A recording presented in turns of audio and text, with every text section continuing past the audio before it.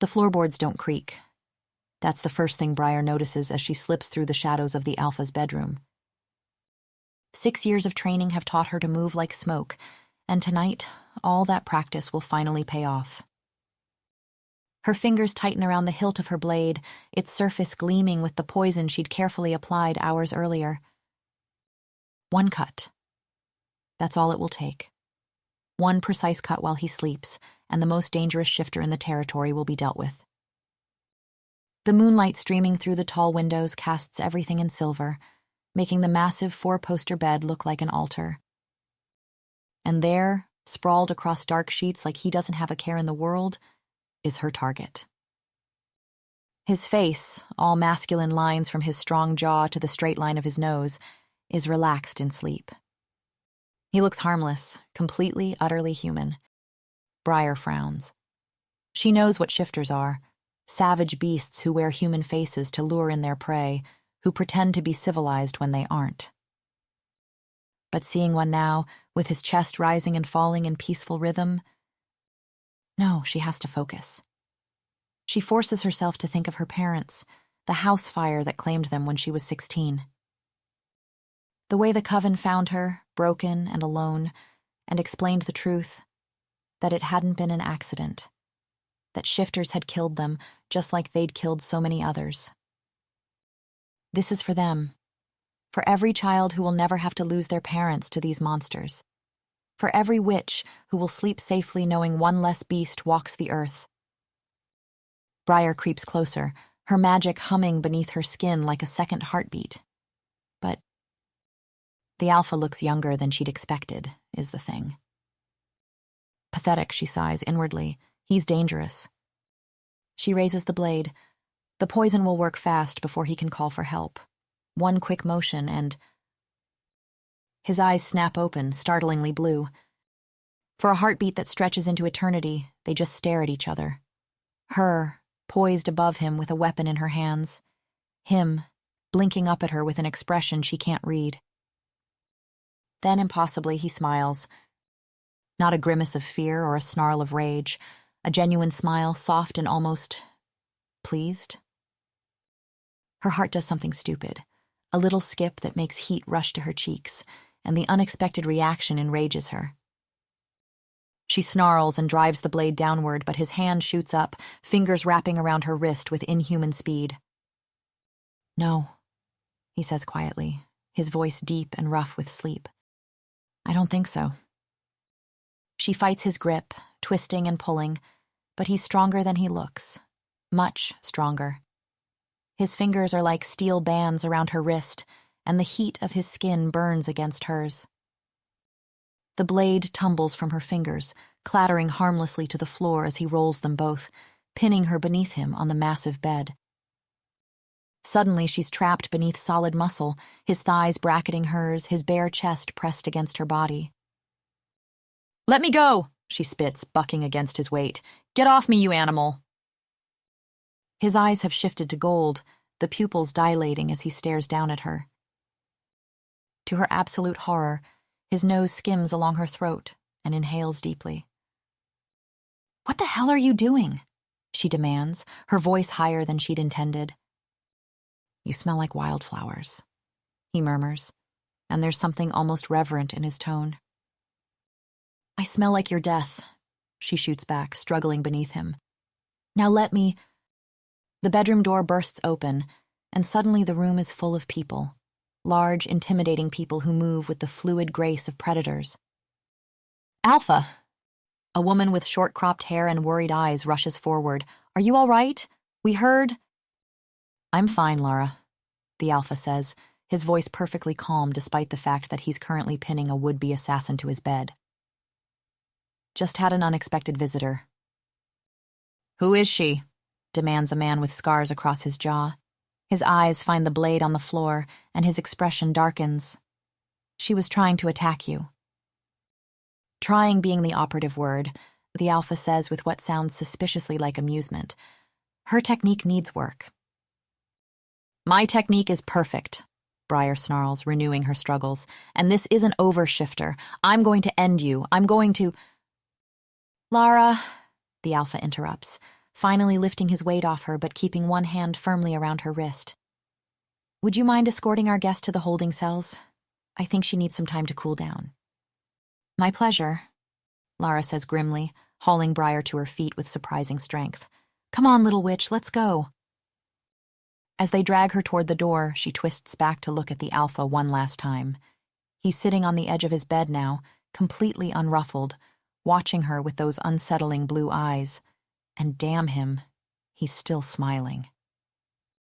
"This isn't over," she shouts as they pull her into the hallway. "I'll find a way to finish what I started." His low chuckle follows her down the corridor, and she hates how the sound makes her traitorous heart race. Chapter 1. 2 days. Briar has been trapped in this barbaric cell for 2 whole days. The stone walls are cold. The heavy door is reinforced with what looks suspiciously like iron. Even the lock appears to be warded against magic. These animals are more prepared than she'd given them credit for. "How are you enjoying your breakfast?" her guard asks, nodding toward the untouched tray. Briar picks up the plate and hurls it at the bars. The ceramic shatters satisfyingly. "So, I guess that means you still won't tell us who sent you?" the guard comments. "Take these off and I'll show you," Briar snarls, holding up her wrists to display the silver cuffs locked around them. The metal burns against her skin, completely nullifying her magic. "And have you casting a spell?" The man rolls his eyes. "I don't think so." She flips him the middle finger with both hands. "Just you wait, I'll get out of here soon enough." The guard snorts. "Bold of you to make threats while being held in a cell, and bold of you to try to go after the Alpha of all people." "You're right," Briar says sweetly. "Next time I'll go straight for you." A low snarl escapes the guard's throat, and Briar quickly scans the cell, looking for anything she could use as a weapon if he snaps. The broken ceramic pieces are too small, but the metal food tray might work if she can get enough leverage. "Marco," the single word spoken in a deep, calm voice. "Alpha." The guard, Marco, immediately steps back from the bars. He attempts. "I know what you were doing." The Alpha steps into view, and Briar's breath catches despite herself. "Go," he says. Marco hesitates. "But sir, she was—" "Now." Marco's footsteps echo down the corridor until they fade entirely, leaving Briar alone with the person she least wants to see. The Alpha doesn't speak immediately. Instead, he just looks at her, those blue eyes taking in everything from her tangled hair to her wrinkled clothes. "What?" she finally snaps. "You want an apology or something? You're not getting one." The Alpha stays silent for a beat, and then, "What's your name?" he asks. The question catches her off guard. "What?" "Your name," he repeats patiently. "It's go screw yourself," Briar snaps. His mouth curves into that infuriating smirk she remembers from 2 nights ago. "Apparently you won't tell us who sent you either?" he asks. "Maybe I sent myself, moron." Briar rolls her eyes. "Even thought of that?" "Oh?" He leans against the wall across from her cell, crossing his arms in a way that makes his biceps strain against his sleeves. The prick. "And why is that?" he asks. "What did I ever do to you?" This makes Briar pause. "I don't like your face," she decides eventually. He raises an eyebrow, clearly not buying it. "Well, I don't," she insists. "It's too—" She pauses, searching for the right word. "Symmetrical? Sharp-featured? Perfect?" "Take your time," he says mildly. "It'll come to you." The patronizing tone makes her want to scream. "What do you even plan to do with me?" she demands. "You can't keep me here forever." "Actually," he says, "I do intend to keep you forever." Briar stares at him. "Why?" "The second you let your guard down, I'm just going to come for you again, fool." His gaze lingers on her face, tracing her features with an attention that makes her skin prickle with awareness. "Well?" Briar snaps, unnerved by the change. He doesn't answer immediately. Instead, he straightens from the wall, taking a half-step closer to the bars. "Stop staring at me," Briar says. "It's creepy." His jaw tightens, and she can see him swallow hard. "If I intend to keep you forever," he says finally, his voice quieter than before, "it is because—" He trails off, his eyes meeting hers and then looking away. "Because what?" Irritation flares in her chest. "Spit it out already. What kind of game are you—" "Because you're my mate," he interrupts. Briar blinks.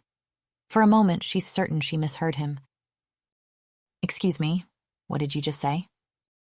The word comes out as barely a whisper. "Mate? What does that even mean? What is he talking about?" He's watching her reaction carefully now, those blue eyes fixed on her face like he's trying to read her thoughts. "You're my mate," he repeats, and she can see the tension in his shoulders. "I'm not your anything," Briar denies. The words bursts out of her and grimaces briefly. "Fate says otherwise, it seems," comes his reply. "Fate?" Briar's voice cracks. "What the hell does that mean?" He's quiet for a moment, and when he speaks again, his voice is gentle, patient. All shifters have destined mates, one person who completes them, who they're meant to bond with for life. Finding your mate is rare, a gift most of us never receive, and— "Whoa, okay." Briar interrupts. "I don't like where you're going with this. You're messing with me, right? Trying to confuse me into giving you information or something?" When he doesn't respond, doesn't even crack a smile, her shock transforms into fury. "What kind of sick sense of humor is this, Wolf?" "I'm very serious," he says, that maddening calm never leaving his voice. "When I saw you in my room, I knew. The bond, it's like nothing I've ever felt. Even now, being near you, I can sense your emotions." "Oh, good," Briar snarls. "Well, then I hope you feel my complete and utter disgust for you." Something flickers across his face. Hurt, maybe? But it's gone so quickly she might have imagined it. "I understand you haven't heard of fated bonds," he continues. "It's not something humans usually know about." "Stop talking about bonds," Briar screeches. But he doesn't stop. If anything, he seems more determined to explain. "These connections are sacred to my people. When you find your mate, they become the most important thing in your world. The person you're destined to care for and cherish above all others." His eyes meet hers through the bars. "I'm telling you this so you'll know that I would never hurt you. Not ever." The earnestness in his voice, the way he's looking at her like she's something precious, it destabilizes her completely. "Do you really feel nothing when you look at me?" he asks quietly. Briar's body begins to shake, which— no. Just no. She can't listen to this anymore. Can't stand the way he's looking at her like she matters, like she's not the enemy. She jerks to her feet, pressing herself against the far wall of the cell. "I feel complete and utter horror," she spits. He nods slowly, like he expected that response, and her words die in her throat. "I hope to change that," he says. "I want you to feel safe with me." "Go away," she screams. Wolves killed her parents. Wolves are monsters who only pretend to be human to lure in their prey. This is just another trick, another lie designed to make her lower her guard. She won't fall for it. Chapter 2. 3 days have passed since the Alpha dropped his ridiculous bombshell, and Briar is still reeling from the audacity of it. Mate. He pretended she was his mate. What kind of manipulative monster invents this kind of stuff? The worst part is that everyone seems to be in on the charade. Just this morning, she overheard Marco talking to another guard in hushed tones. "Poor Alpha," he'd said, shaking his head sadly. "To think that's his mate, a witch who tried to kill him." "Maybe she's enchanted him somehow," the other guard replied. Made him think she's his fated mate when she's really not. You think a witch could fake a mate bond? I don't know, but something's not right about this whole situation. It infuriates Briar how committed they all are to the act. For example, the Alpha, she refuses to think of him by name because names humanize people and he's not people, has been visiting her cell every evening for the past week. Not to interrogate her, which would at least make sense. No, he just sits there and tries to make conversation. This is his strategy, she realizes. This is what he thinks will break her. Make her believe in some ridiculous mate bond fairy tale until she's so confused and emotionally compromised that she spills everything about the coven's location, their numbers, their plans. It's actually brilliant, in a sick way, and probably effective on weaker minds. Lesser girls who haven't been properly trained to resist manipulation might have fallen for those ridiculous good looks, or the way he smiles like he actually cares. But Briar is not one of this girl. Briar is totally, 100% indifferent to this man's stupidly beautiful eyes. In fact, the mere thought that he considers her so easily swayed makes her blood boil, as if she'd ever be stupid enough to fall for something so obvious. "Are you comfortable enough?" he'd asked yesterday. "The nights are getting colder. I could have someone bring you another blanket." "I could have someone bring you a knife to the throat," she'd snarled back. He'd just smiled, that patient, understanding smile that made her want to scream. Tonight is no different. He's back again, and this time he's brought a book. "I thought you might be getting bored," he says, holding up the leather-bound volume. "This is one of my favorites because—" "I couldn't care less," Briar cuts him off. "I don't want to hear your voice." He's quiet for a moment, considering her words. "All right, I'll just sit here then. Maybe read to myself." And he does. He actually sits there reading silently while she glares at him from across the cell. This is exactly what the coven warned them about. Wolves are master manipulators, able to present themselves as harmless while they plot their victim's destruction. Sister Thorne had drummed it into all the initiates. Never trust their human faces. Never forget what they really are underneath. Briar thinks of the other girls in the coven, young women like herself who'd lost everything to these monsters. Sarah, whose parents died in a car accident that was really a shifter attack. Elena, who'd barely survived when wolves broke into her family's house.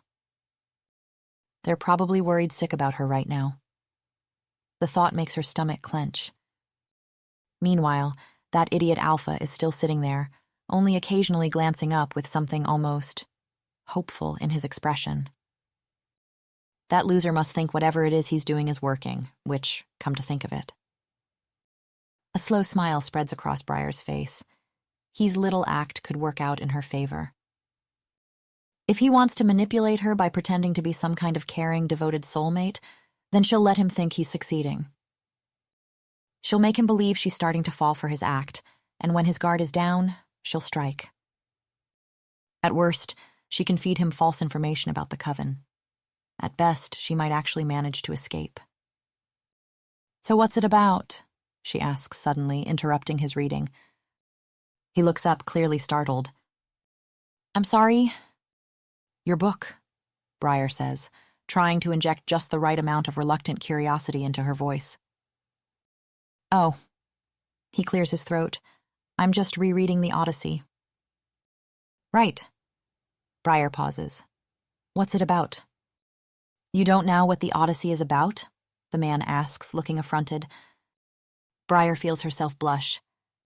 "Of course I do," she snaps. "Just checking you do, that's all. Understand what it's about, that is." The Alpha snorts, which makes her want to shake him. Instead, she sends him her sweetest smile. Could you maybe read it to me?" she asks, in a tone that she hopes sound delicate and vulnerable. "I mean, if it's not too much trouble." She must succeed because the smile that crosses his face is so genuine that for a moment she almost feels guilt. "It's no trouble at all," he says. Briar hides her smirk. Chapter 3. 2 days into her brilliant manipulation plan, and Briar has made excellent progress with the alpha. The first night, she'd simply listened to him read his boring Odyssey book, occasionally asking strategic questions about the wife's motivations. Because, for real, who waits for a dude that long? You know what I mean? By the second night, she'd graduated to making carefully timed observations about the story that made him pause and look at her with something approaching interest. Soon he'll be eating out of the palm of my hands, she thinks with satisfaction. So when the alpha arrives for his evening reading session, she's prepared with her next move. "Could I get some fresh air?" she asks, batting her eyelashes. He pauses, one eyebrow raising slightly. "Fresh air?" "I'm going stir-crazy," she explains, forcing a note of vulnerability into her voice. There's something almost amused in his expression as he considers her request. "I suppose dinner upstairs wouldn't be unreasonable.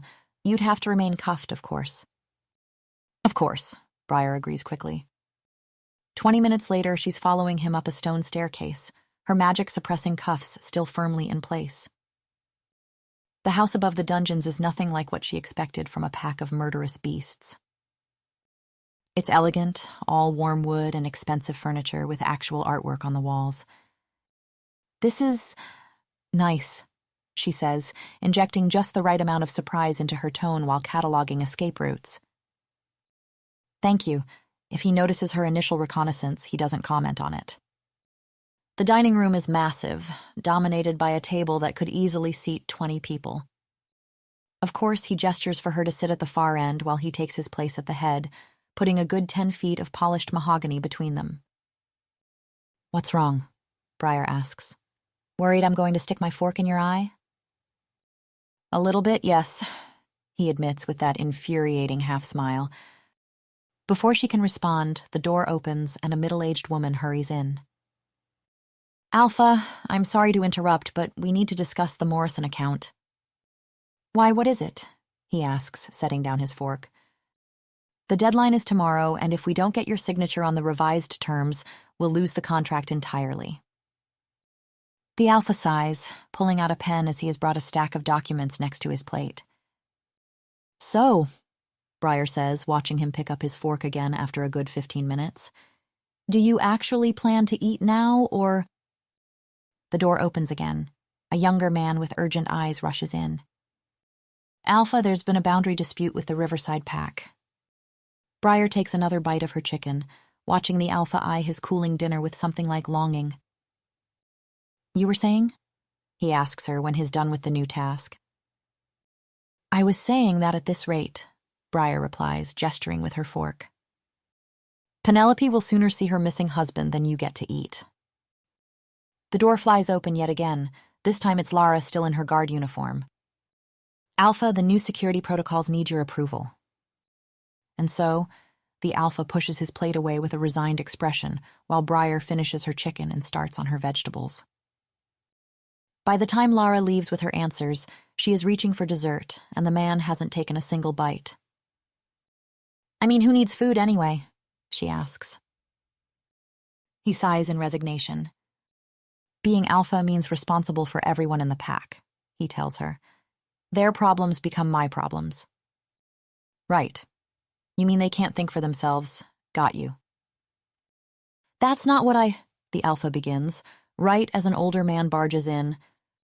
"Alpha, forgive me, but the Henderson contract—" "Oh, come on," Briar snaps. "The man is eating. Can't you give it a rest?" The sudden silence is deafening. The alpha blinks at her, clearly startled by her outburst, but he doesn't protest. And soon enough, the room clears, leaving them alone. "Thank you," he says quietly, looking unsure for the first time since she's met him. Like he's torn between gratitude, annoyance, and some sort of shy pleasure. Briar shrugs. "You can't possibly deal with business every 5 minutes," she tells him. He sighs. "Well, I do run several businesses that employ pack members, handle disputes, negotiate with other packs, maintain relationships with human authorities." Briar stares at him. Businesses, negotiations, this isn't what Sister Thorne taught them at all. Human authorities? She repeats. The Alpha pauses. Yes, he says. You know, so they don't discover what we are. Oh, Briar nods knowingly. You mean covering up all the murders? The Alpha's fork freezes halfway to his mouth. The murders? He repeats, sounding genuinely confused. He's a very good actor, Briar decides. He almost has her convinced he has no idea what she means. All the humans you kill, Briar explains. You know, to appease your wolves with blood so you can maintain your shifts. For a moment, the Alpha just stares at her, his face completely blank. Excuse me, what? He asks. He sets down his fork, pushing back from the table. Oh, come on. Briar insists with an eye roll. I'm a witch, not exactly human. I know what you are. And what is it that you think we are? The confusion in his voice sounds genuine, but she knows better than to trust it. Seriously, did he really think she didn't know about how shifters worked? Sister Thorn has taught them well. Briar knows all about their barbaric ways. Did you just say that we kill humans for blood to maintain our shifts? The Alpha asks. Briar flinches. Do wolves like to pretend they don't do that? Maybe it's some kind of pack taboo to discuss it openly? She's not sure what to say, how best to play this for her cover. Is that what? The Alpha runs a hand through his hair, looking genuinely thrown. Who told you this? The question hits too close to home, and Briar immediately shuts down. This is it, the part where the gentle manipulation stops and the real interrogation begins. She should have seen it coming. None of us commit murders, the Alpha continues, leaning forward with concern written across his features. It's against our laws to harm humans. We have strict policies. Liar! The word tears from her throat before she can stop it. Images flash through her mind. Her parents' house engulfed in flames, the coven's explanation of what really happened, the wolves that came for them in the night. Briar shakes her head, her breathing becoming shallow. How dare he? How dare he expect her to act like she doesn't know what he is? What he does? The room begins to spin. I'm not lying, the Alpha says, his voice urgent but soothing. No one kills humans. No one is going to hurt you. You're safe here. But she can't hear him over the roaring in her ears, can't see past the visions that always come when someone challenges what she knows to be true. Her parents screaming her name, fire everywhere, the shapes of wolves moving through the smoke. Stop, she whispers, her voice breaking. They killed them. They killed my parents. Sister Thorn showed me. She explained it to me. The sobs come without warning, harsh and painful, ripping through her chest like physical wounds. She's 16 again, standing in the ashes of her home, completely alone in the world. The grief is as fresh as it was 7 years ago. Suddenly the Alpha is beside her, his hands on her shoulders, warm and steady. Hey, he murmurs, his voice low and soothing. You're safe. Just breathe with me, all right? His thumbs trace gentle circles on her shoulders, and the relief is so immediate, so profound that it leaves her gasping. In and out, he murmurs. That's it. She finds herself matching his breathing without meaning to. I've got you, the Alpha says quietly, his hands moving to cup her face.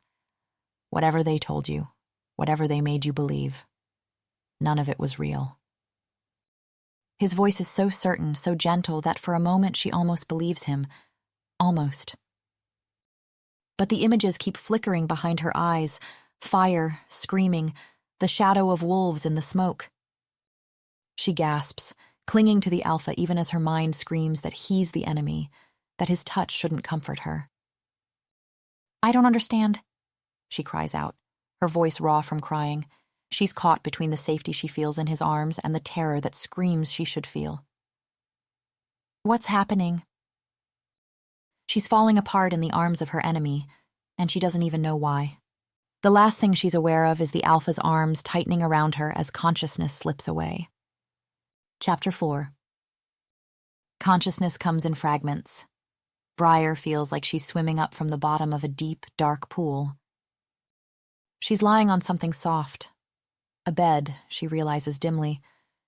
But exhaustion weighs her down like lead. Her eyes feel too heavy to open. Voices drift through the haze, low and urgent. The sound of footsteps pacing back and forth across what sounds like hardwood floors. Alpha, she's too unstable. If she's really your fated mate. She is. The interruption comes sharp and certain, and Briar recognizes the Alpha's voice immediately. All the more reason to get rid of her. The other voice continues.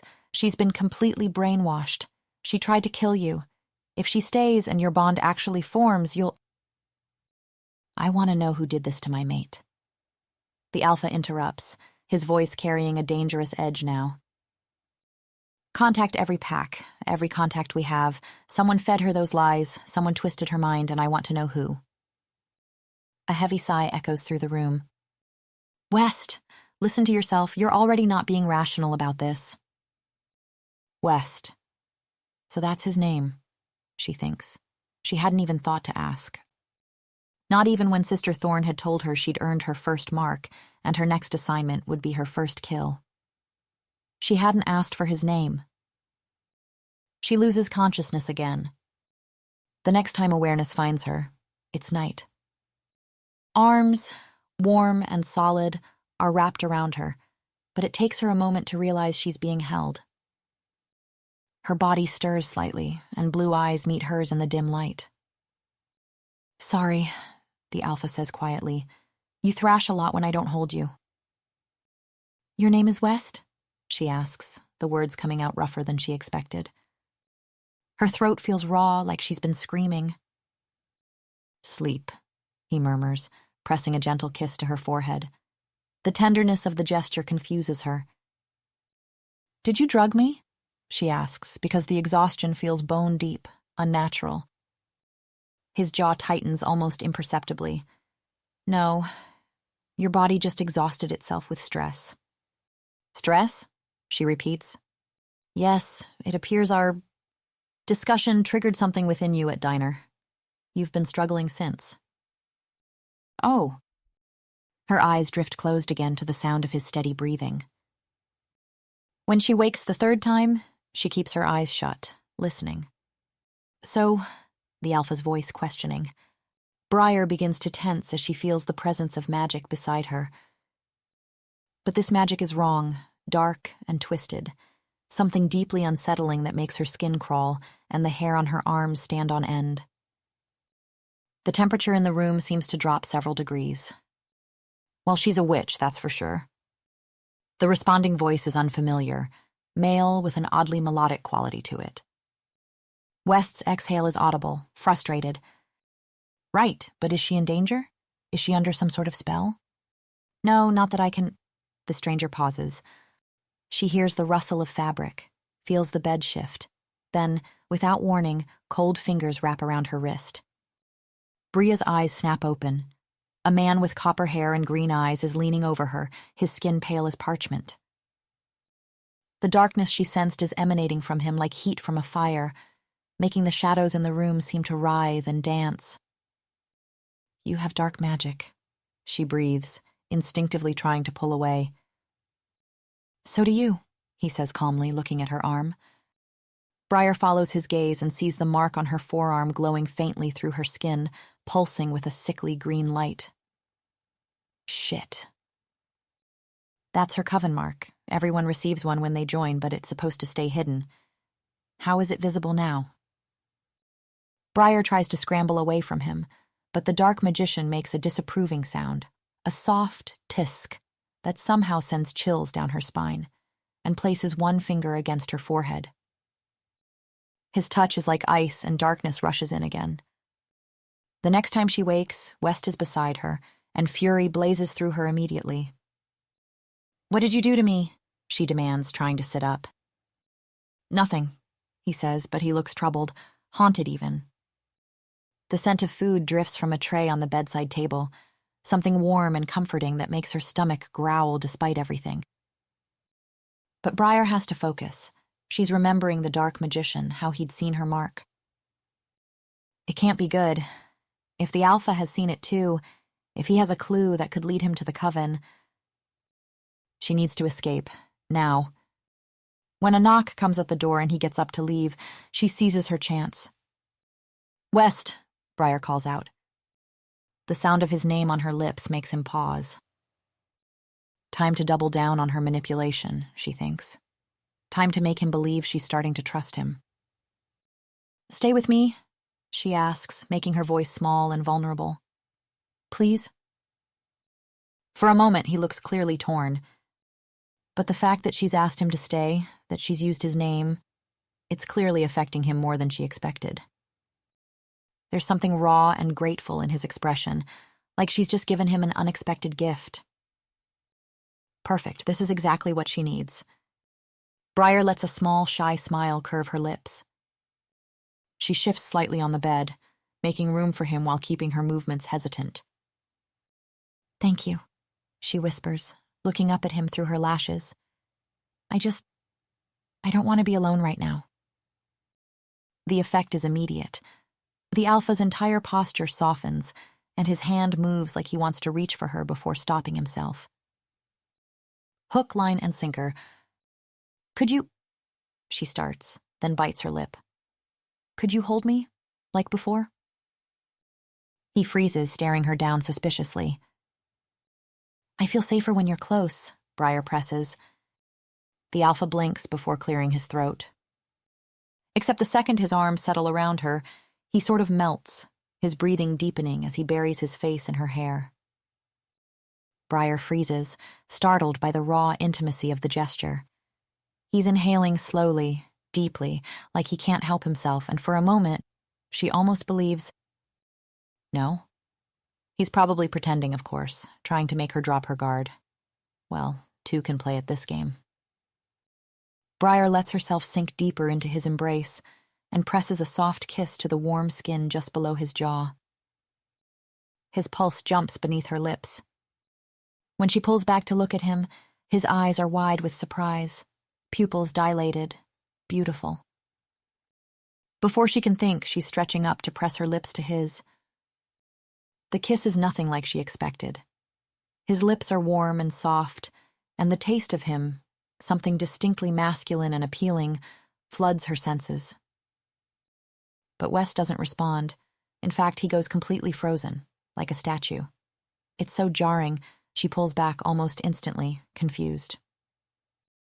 "That's it?" she asks, the words tumbling out. Briar feels her cheeks flush with embarrassment and irritation. "You should rest," the Alpha replies. "Rest?" she asks, unable to keep the edge out of her voice. "That's all you've got after I just kissed you, really, man?" He raises an eyebrow. "Thank you," he offers. Briar seriously considers shaking him. "I thought I was your fated mate," she protests. "Your destiny or whatever?" West looks like he's trying not to laugh. "You are," he says confidently. Briar crosses her arms. "So doesn't that mean you'd be interested in kissing me?" she insists. Wes studies her face for a moment, something almost predatory in the way he watches her. "You don't actually want to kiss me," he decides, sounding quite certain. Briar startles. "What? Of course I do," she insists. "No," he shakes his head. "I can feel it through our bond. Whatever you're planning, Briar, it's not going to work." Well, crap, she thinks.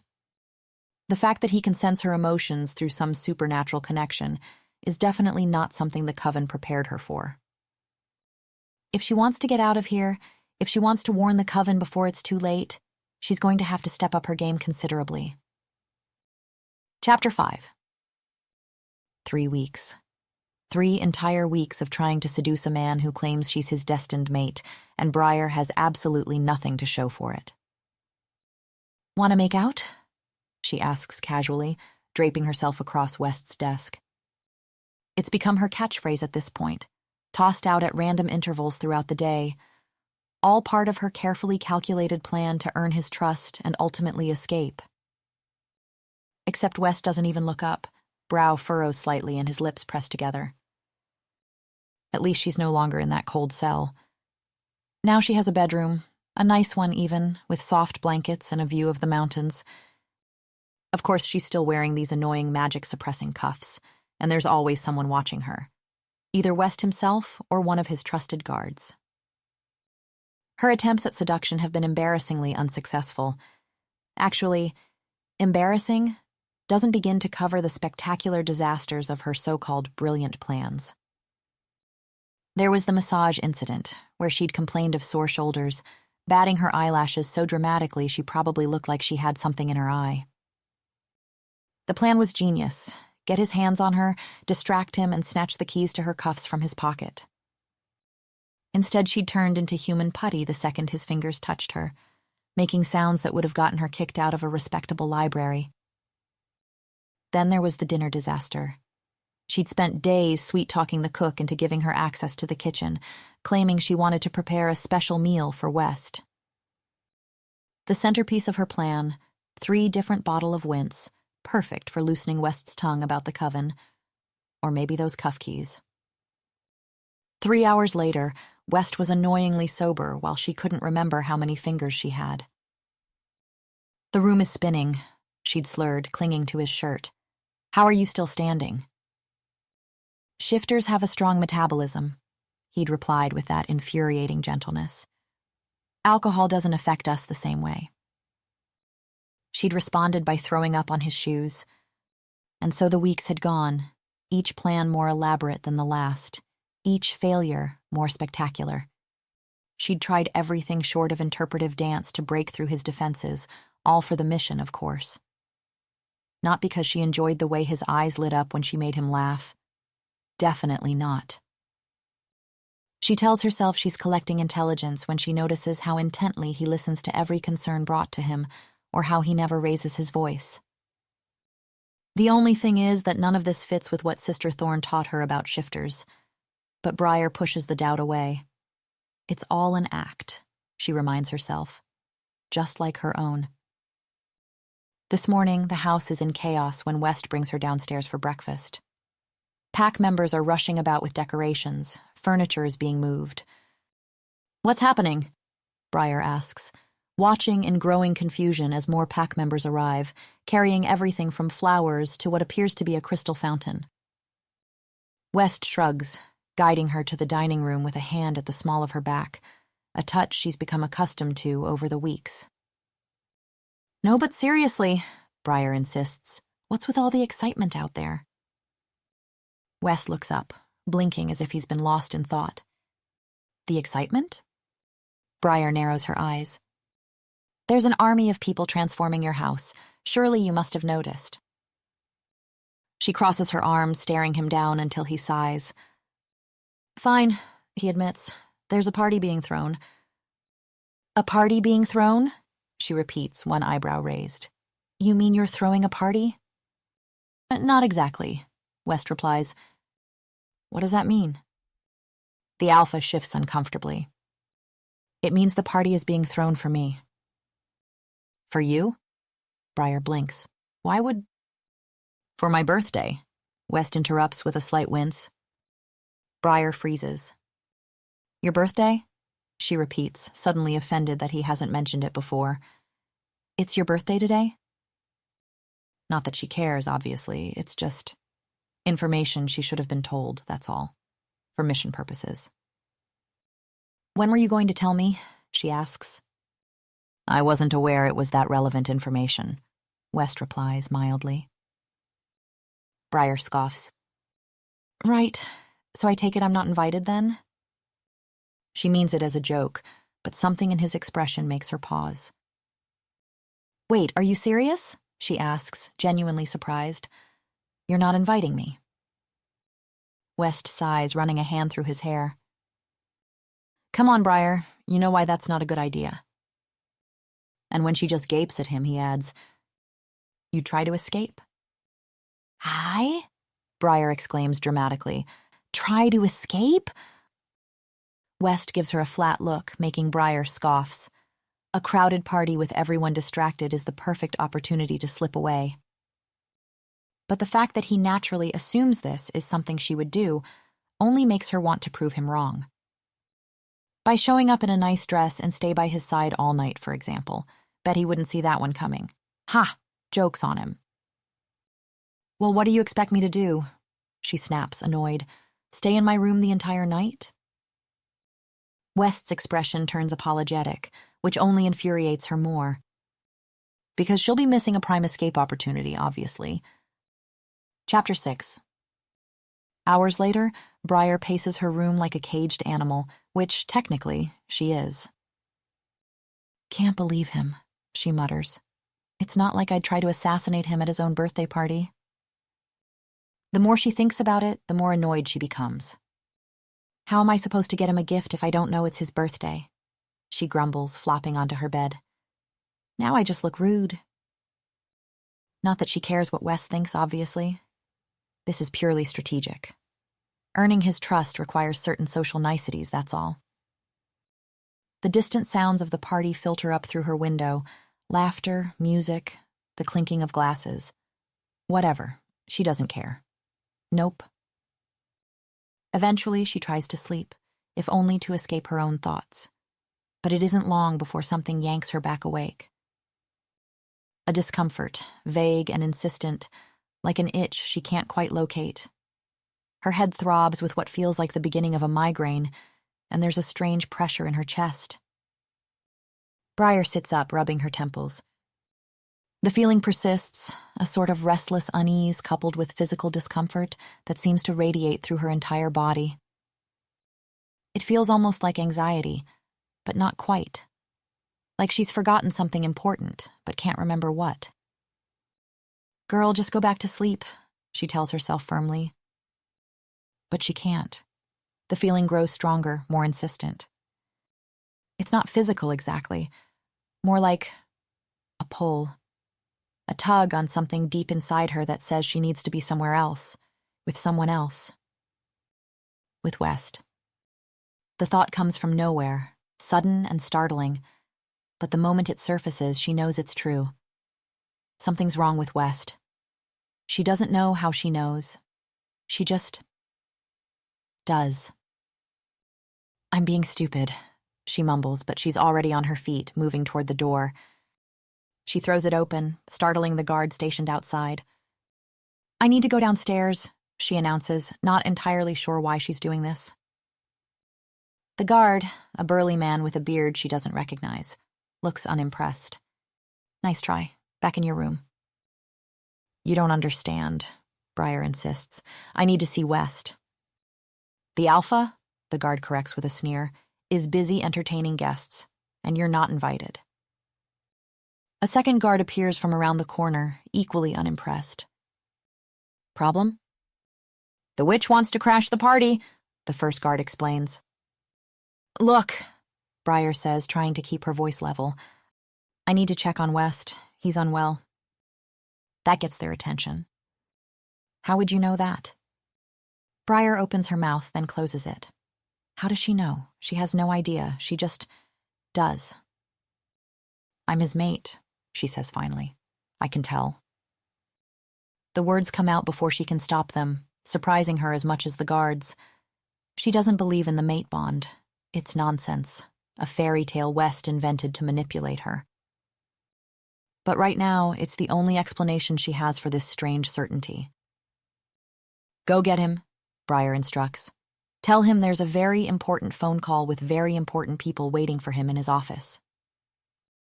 But there isn't, the first guard protests. Everyone important is here. Right, Briar says, crossing her arms. So if he comes, you'll know I'm right. The guards exchange another look before the second one nods.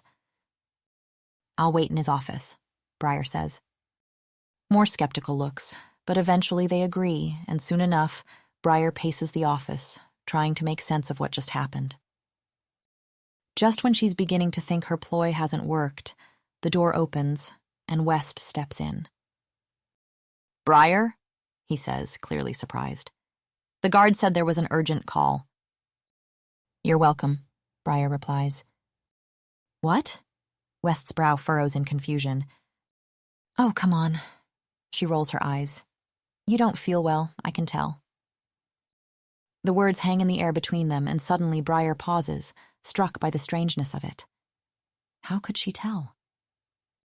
She pushes the thought aside, focusing instead on the opportunity in front of her. West looks off balance, vulnerable even. This could be her chance to finally get under his skin.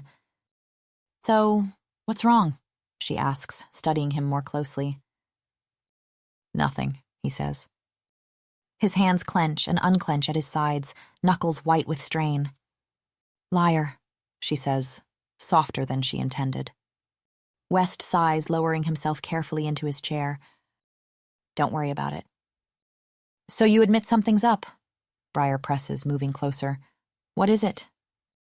Another sigh, deeper this time. Fine, West mutters, avoiding her eyes. A muscle jumps in his jaw as he clenches his teeth. It's because of the bond.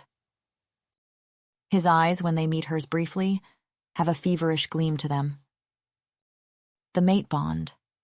It requires that I spend time with you, stay close to you. And because I've done so a lot recently, the bond has grown, and now... He trails off, looking away. Now what? Briar asks, feeling a flutter of nervousness in her stomach. West meets her eyes, and the intensity in his gaze makes her breath catch. Now it requires that I be with you. He confesses. Be with me? She repeats. That I claim you, he says quietly. His breathing has grown more labored, his chest rising and falling with each carefully measured breath. Claim me? Briar lets out a forced laugh. You ain't claiming shit, buddy. Yes, I am aware, West winces. Briar stares, the reality of the situation slowly sinking in. You're serious, aren't you? This bond thing, it's not a joke. It's not a manipulation tactic. It's not a lie designed to confuse her or make her lower her guard. It's real. I would never lie about something like this, West says quietly. To us, mate bonds are sacred. For a moment, Briar doesn't know what to say. Everything she thought she knew, everything Sister Thorne taught her about shifters being manipulative monsters. If this is true, if the bond is real, then what else might be false? Okay, shut up, she says finally, pushing the troubling thoughts aside. So what do we do? How do we make you feel better? Wes looks distinctly uncomfortable, shifting in his chair. You said you needed to be close to me? Briar prompts. Yes, he admits reluctantly, the word coming out almost as a growl. Briar's mind races. Close to her, all right. What does that mean exactly? And then it hits her. Physically close, that's what he means. Her eyes widen. Don't, Wes says immediately, reading her expression. But, nope. He pushes himself to his feet and backs away from her. Oh, come on, Briar says. You know I have to... Briar. Want to make out? She interrupts triumphantly. Something snaps in West's expression. No, I don't want to make out.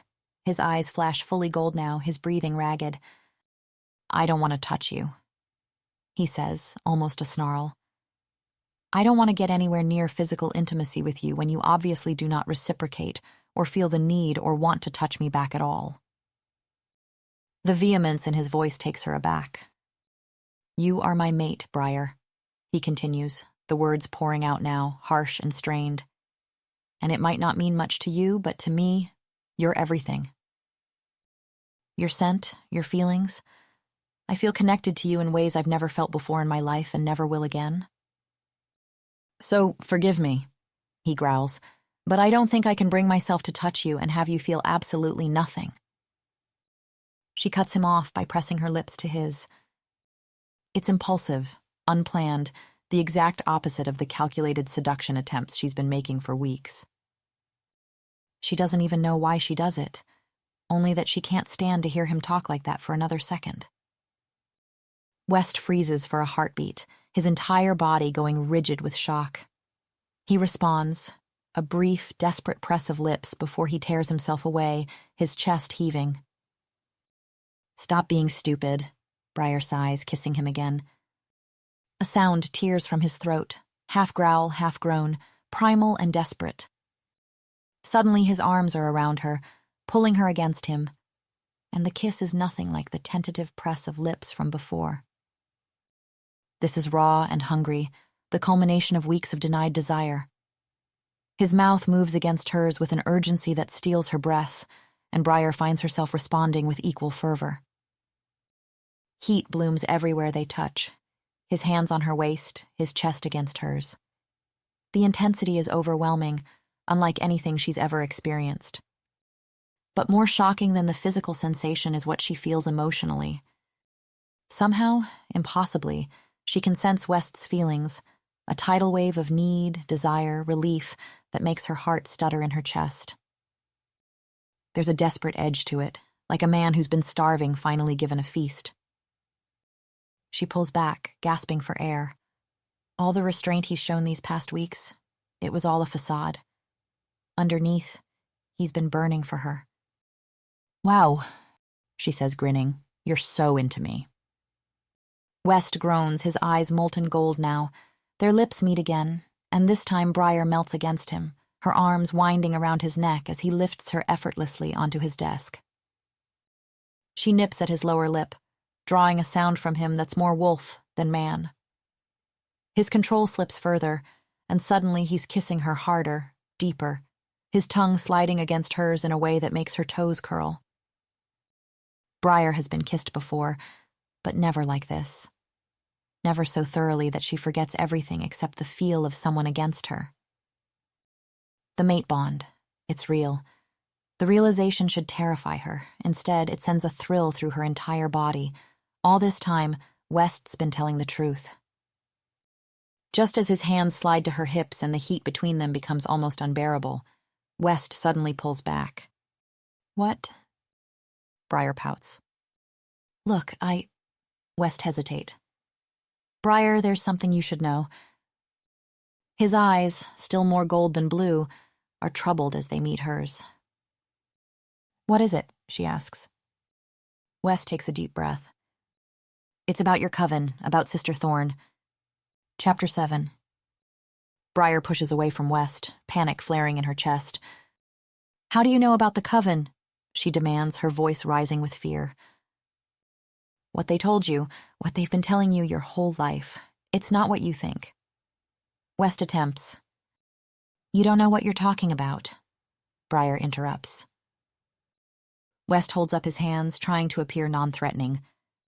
"Please, calm down." The softness in his voice only makes her angrier. "Leave my coven alone," she snaps, backing toward the door.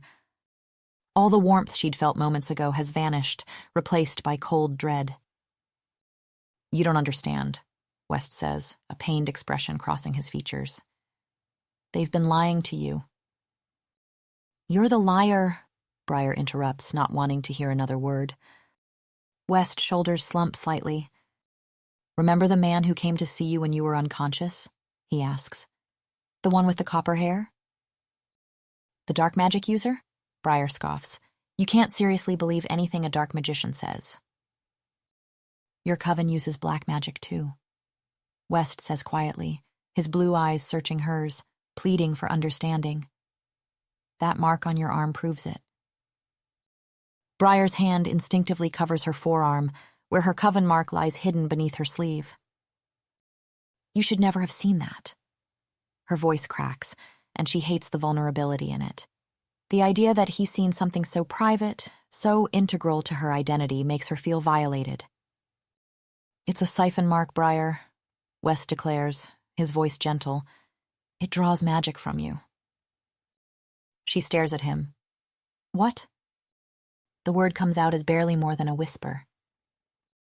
"The mark has been placed on you to siphon magic to whoever put it there," West explains. "Your coven leader, I imagine." He takes a half step toward her, then stops himself when she flinches back. The hurt in his eyes is palpable, a raw wound that somehow makes her chest ache in response. "I would know if my magic had been siphoned. It's mine," It's part of me. Briar's voice rises with desperation. You'd know if something was wrong with your wolf? Well, I'd know if something was up with my magic. Except if it isn't yours, West murmurs, his voice heavy with regret. What are you talking about? Briar wavers. The magician who came here. His name is Adrian. West grimaces, leaning against his desk. He's very powerful, capable of granting any wish for a price. So he's made a pact with a demon? Briar asks, her witch's knowledge filling in the blanks.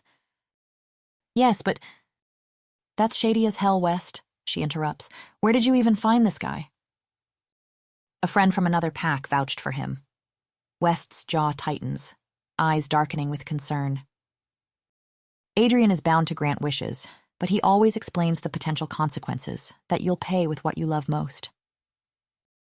He told me he once granted a witch a wish, the power to draw a shifter's magic to herself by killing them. Briar's blood runs cold. I believe this witch, Annabella Thorne was her name, is the one who placed that mark on you and other members of your coven.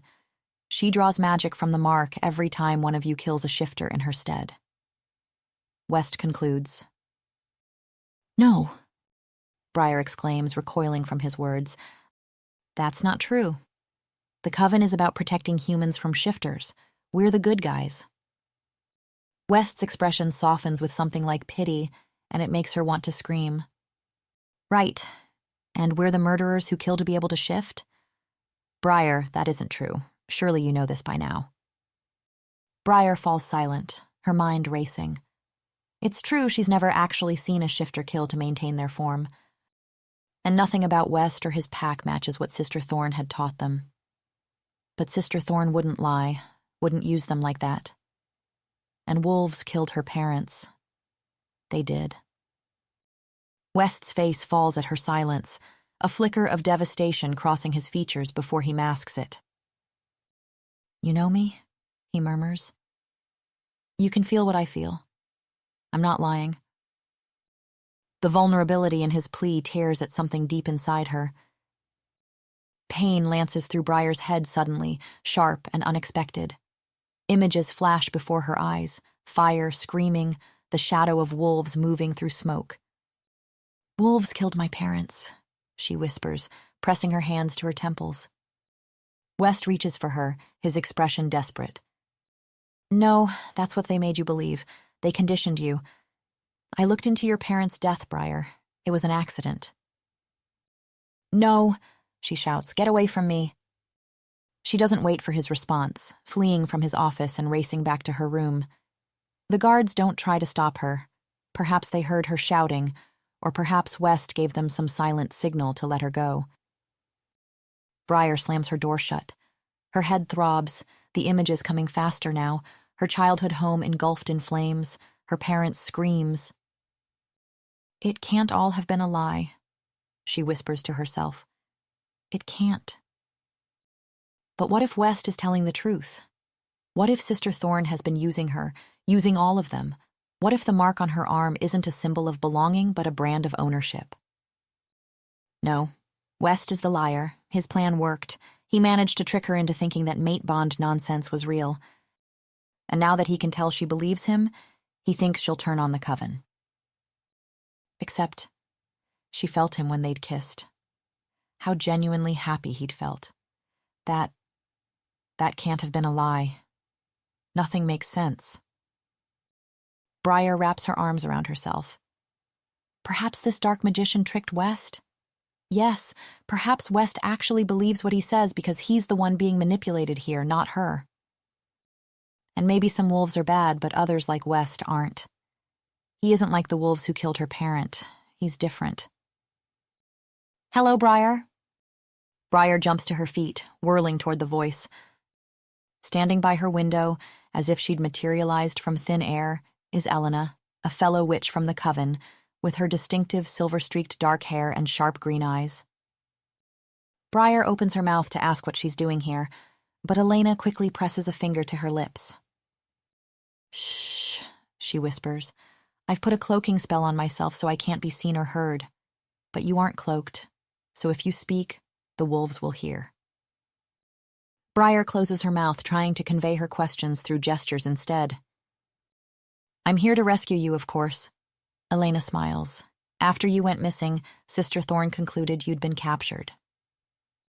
Elena moves closer, her voice dropping even lower. I've been observing you undetected. I must say I'm impressed. You've done magnificently tricking the Alpha, getting so close to him. This is going to be really handy for the next part of the plan. Briar furrows her brow, mouthing, The plan? Elena nods, her smile turning predatory. The plan to kill the Alpha, of course. I'm here to help. And seeing Briar's expression fall, she adds quickly, Don't worry, sister. Together we will get rid of him and his evil ways for good. Chapter 8. Briar paces her room, unable to sit still. Will you stop moving? Elena hisses. You're making me dizzy. Briar ignores her, mind racing. West's words keep echoing in her head, mingling with Sister Thorne's teachings until she doesn't know what to believe anymore. Here, Elena says, reaching into her pocket and pulling out a small silver tube. You'll need this. Briar stops pacing to look at the object. A lipstick. What's that for? Elena smirks. Poison. Put it on before you see him next, kiss him, and he won't see a thing coming. Briar's blood turns to ice. Wolfbane, she realizes, turned into a poison she helped develop herself, a lethal concoction specifically designed to kill shifters. Fast-acting and virtually undetectable. The truly insidious part being, it didn't make victims feel sick. Instead, it induced euphoria, ensuring they'd never realize they were dying until it was too late. Go on, take it, Elena urges, extending her hand. Briar takes the lipstick with numb fingers, her mind conjuring unbidden images of West laughing, eyes bright with artificial joy as the poison steals through his system. A tight knot of panic forms in her chest. This won't work. She shakes her head. He can feel what I feel. Well, make sure to keep calm, Elena shrugs. Briar's anxiety spikes. I can't just... You can't? Elena interrupts, her expression hardening. Sister Thorne was right. They got to you. West is different, Briar defends quickly. He wouldn't kill innocent people. Elena stares at her. You've only been here a month and already you're on his side? It's not just him, Briar protests. This magician came and he set our marks. It doesn't matter, Elena interrupts. Sister Thorne will sort you out. Briar freezes. I was just testing you anyway. Elena's lips curve into a grim smile. I don't need you to do anything anymore. I already took care of it. What do you mean? Briar asks. I'd already applied it on you earlier, Elena says, holding up the lipstick. It's done. Briar's hand flies to her mouth, horror dawning as the implications sink in. He's been poisoned already? She exclaims. Elena lunges forward, clamping a hand over her mouth. Shut up, will you? They'll hear. But Briar barely registers Elena's words. All she can think about is West, the warmth of his lips against hers, the way he'd held her. She glances at the door, calculating. She needs to act quickly. We need to leave, she says. Now. Elena blinks, momentarily thrown. Now? Yes, now, Briar says urgently. If we wait, everyone will be after us. Elena studies her face, clearly suspicious. So what do you suggest? Take off my cuffs, Briar says, extending her wrists. I can use my magic to help us escape. Elena's eyes narrow. Nice try, Briar, but I don't trust you. Ever since I've told you about your alphas being poisoned, there's been blatant fear in your eyes. Well, obviously, Elena, Briar snaps. He's the alpha of this pack. His people are going to come after us. That's not why you're afraid, though, is it? Elena interrupts. You're worried about him. You care about him, she adds, sounding horrified. Briar's heart sinks. Fine, she says. Then you should go now before they find out what happened. I'll stay here, cover for you. This makes Elena falter. And leave you behind? She asks hesitantly. I'll be fine, Briar insists. I can say I had no idea what you were planning. For a moment, real concern flashes across Elena's face. Briar, I can't just leave you here alone. You'll be the first person they'll blame for this. They'll hurt you. Briar seizes the moment. She grabs a crystal paperweight from the nightstand and slams it into the back of Elena's head. I'm sorry, Briar murmurs as she collapses to the floor. Elena isn't evil, just another pawn in Sister Thorne's game. She searches her pockets, hoping for an antidote. Nothing. Panic rises, but Briar forces it down. Think. Her eyes catch on a silver ring on Elena's finger, the cloaking spell. She slips it off and onto her own. The air shimmers. Working quickly, she binds and gags Elena with strips of bedsheet. Then, invisible now, she slips into the corridor. Music and laughter echo from the grand hall. Her heart races as she enters the crowded room, eyes scanning until she finds West. He stands near the center of the room, surrounded by well-wishers, face flushed and eyes bright, looking very much like a man who's had a bit too much to drink on his birthday. But Briar knows better. The artificial brightness in his eyes, the slight looseness in his movements, these aren't signs of intoxication. She pushes through the crowd, desperation growing with each passing second. West, she exclaims, slipping the ring off her finger. Quick, you need to... Briar? He interrupts, blinking in surprise. Up close, she can see the slight sheen of sweat on his forehead, the too rapid pulse at his throat. But before she can say a word, he swept her into his arms, nuzzling his face against her neck. You came back, he sighs, sounding perfectly content. West, she tries, but he's not listening. You smell so good. He chuckles, his lips brushing her ear. Lara approaches, her expression wary as she eyes Briar. Alpha, is this really a good idea? She asks. Having her here? West beams, his arm tightening around Briar's waist. She is my mate, he declares, his words slurring slightly. I want her with me all the time. Seeing him sway on his feet, Lara's face falls. Alpha, is everything okay? She attempts. Briar steadies him. West, listen to me, she says urgently. You need help. You're... I'm fine, Briar, he assures, trying to kiss her again. She winces. He's not fine, she tells Lara. He's been poisoned. Remove my cuffs so I can help him. I don't think so, no. Lara's expression hardens, though she deflated a little when she notices how West is leaning heavily against Briar now. Come on, Briar tells him. Tell them to uncuff me, please. He looks down at her, his smile fading slightly as his head drops to her shoulder. I can't, he sighs, sagging against her. Then you'd leave me, Briar. West, I'm not going to leave, she promises, panic rising. I'm going to heal you. Trust me. You know I'm not lying. He looks at her through heavy-lidded eyes, a small frown forming. Okay, he begins, but the word trails off as his eyes roll back. West! Briar cries, struggling to keep him upright as he collapses. Lara rushes forward, and together they lower him gently to the floor. Around them, the party dissolves into chaos as guests realize something is wrong. What did you do? Lara demands, her eyes shooting daggers at Briar. It wasn't me, Briar says automatically, then amends. Well, it was, but I didn't know. Wrong answer, she realizes with a wince, as Lara looks like she's about to end her right here and there. Arrest her, she orders, and immediately guards appear at Briar's sides, grabbing her arms. She's done something to the Alpha. No. Briar struggles against their grip as they begin to drag her away from West. You don't understand. He's dying. You've got to let me heal him. She's screaming now, desperate, watching as Lara and several others kneel beside West, trying to rouse him. His face is deathly pale, the flush of euphoria replaced by an ashen pallor that terrifies her. Please, she begs, desperate, If it were me, why would I try to warn him? Why would I ask you to let me help him? One of the guards, Marco, she realizes, gives her an uncertain look.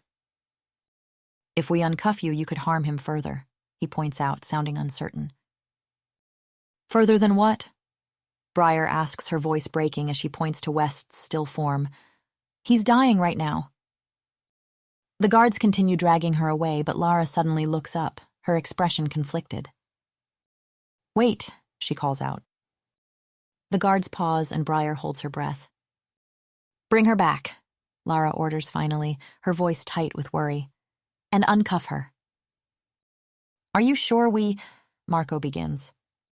Now, Lara snaps. She's right, he's dying, and she might be our only chance. They bring Briar back to West's side and remove her cuffs. The moment the restraints fall away, Briar feels her magic surge back, wild and fierce, rushing through her like wildfire. Don't try anything funny, Lara warns. But Briar barely hears her. Her focus is entirely on West. I won't, she whispers, placing her hands on his chest. Other witches would need herbs, spells, an antidote, but Briar is a green witch, plants are her gift. And wolfsbane, deadly as it is still a plant. She closes her eyes, reaching into West's body with her magic. There, the poison. It coils around his heart, floods his lungs, runs thick through his veins. It's worse than she feared. She draws a steady breath and begins. Her power moves carefully, precisely, withering the poison without harming him. It's like pulling thorns from living flesh. Sweat beads on her brow. Around her, the pack is silent, watching, waiting, but she tunes them out. Come on, she breathes. Fight it, West. Stay with me. Seconds drag. Her strength fades, but she doesn't stop. Then, his heartbeat steadies. His breath deepens. Color returns to his cheeks. Briar exhales, trembling.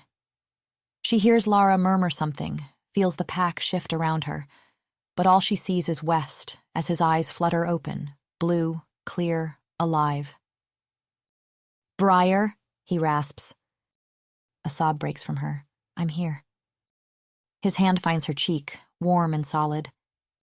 The pack watches in stunned silence, uncertain and afraid. But none of that matters. West is alive, and he's looking at her like she's the only thing that makes sense. Epilogue.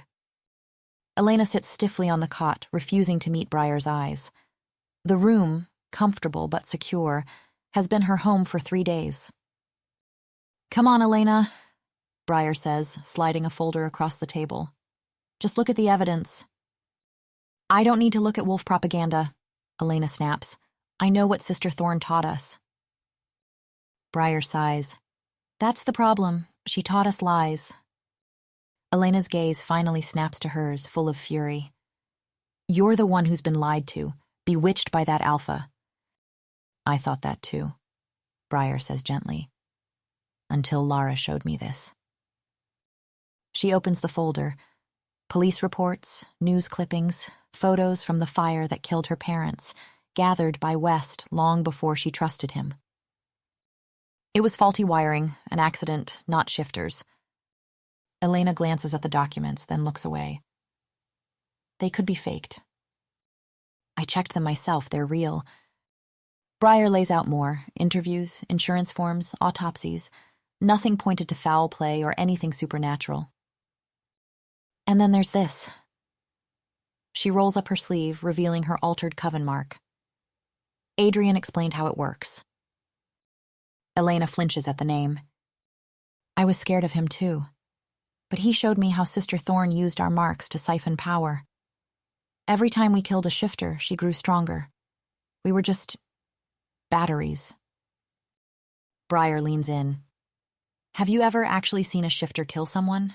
Ever seen them need blood to survive? Elena stays silent. She kept us isolated, filled our heads with horror stories, but they're not monsters, Elena. We've been hunting innocence. Silence stretches. Then finally, Elena whispers, I don't know what to believe anymore. Not acceptance, but a start. Just think about it, Briar says, rising. At the door, she hesitates. I miss you. The real you, not the weapon Sister Thorn made us. She leaves quietly, the ache in her chest deepening. Elena's doubt had mirrored her own weeks ago, but rejection still hurts. Briar climbs the grand staircase, feet moving on instinct. She spent the last few days in West's chambers, watching over him. Through their bond, she feels his presence, steady, but still healing. He lies sprawled across the bed, eyes closed, breath slow and even. Her gaze lingers on him, his face softer in sleep, no longer her enemy but something far more precious. When he stirs moments later, his eyes find hers instantly. Hey, he murmurs, voice rough with sleep. Hey yourself, she replies, aiming for carefree.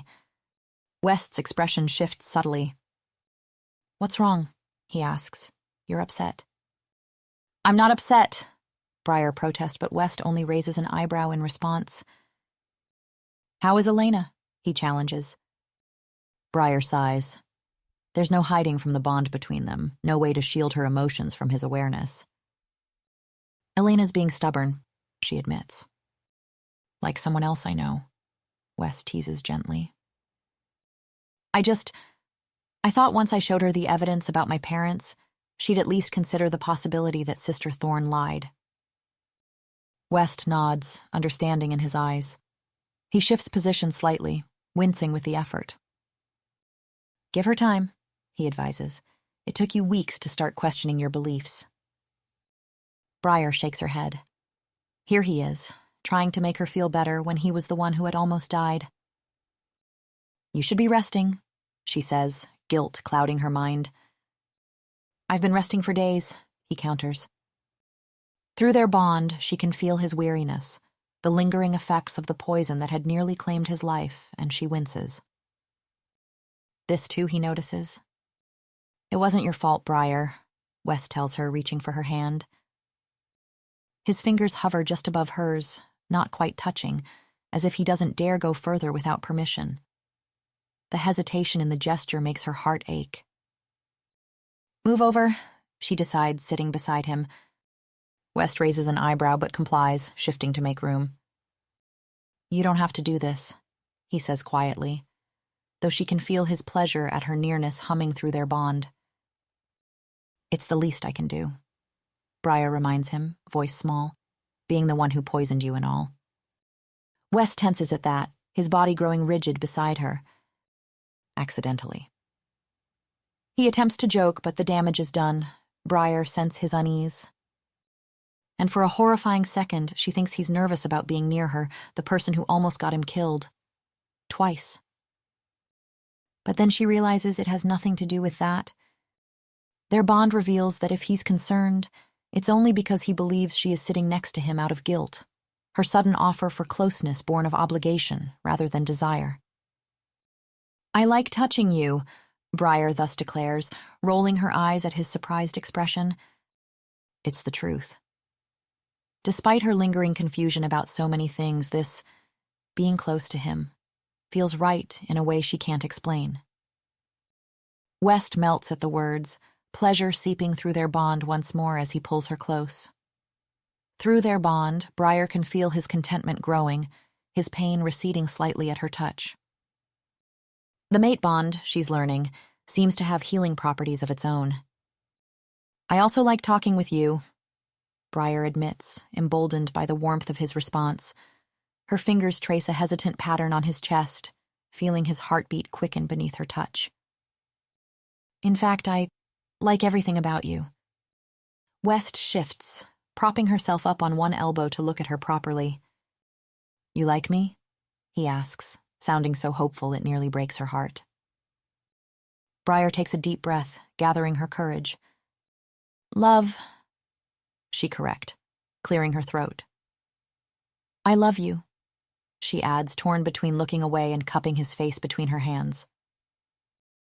The words hang between them, raw and honest. She feels the impact they have on him, a wave of such intense emotion it momentarily takes her breath away.